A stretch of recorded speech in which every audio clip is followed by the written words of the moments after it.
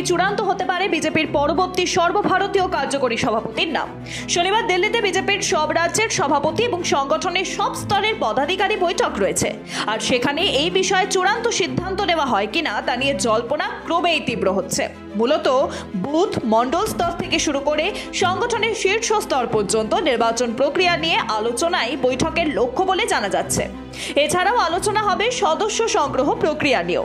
সূত্রের খবর, জেপি নাড্ডার পরবর্তী সর্বভারতীয় সভাপতি কে হবেন তা নিয়ে আলোচনা হতে পারে বৈঠকে।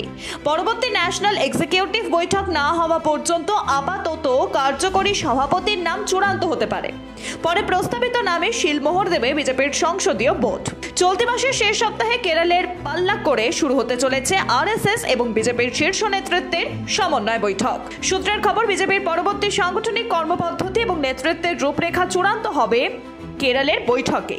প্রসঙ্গত, সদ্য সমাপ্ত লোকসভা ভোটে জয়ের ধারা অব্যাহত রাখতে পারলেও একক সংখ্যাগরিষ্ঠতায় সরকার করতে পারেনি বিজেপি। মুখাপেক্ষ হয়ে থাকতে হয়েছে জোট সঙ্গীদের। যদিও সামনেই আবার বেশ কিছু রাজ্যে রয়েছে বিধানসভা নির্বাচন, তার আগে পরবর্তী সর্বভারতীয় কার্যকরী সভাপতি কে হন সেদিকেই নজর রয়েছে সব মহলে। Bureau report, Ritam Bangla.